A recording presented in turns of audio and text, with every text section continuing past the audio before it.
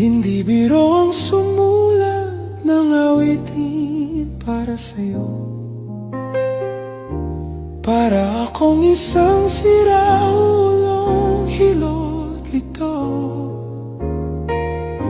Sa aking pangminana ng piano, teklado'y pilit nilalaro. Baka sakaling mayroong tonong bigla na lang umusbong.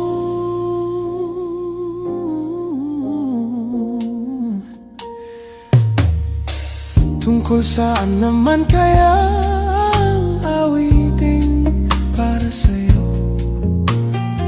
Hindi biro ang gawing sukat ang titik sa tono.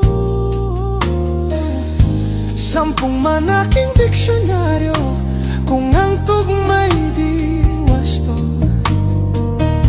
Basta't isiping di magbabago, damdamin ko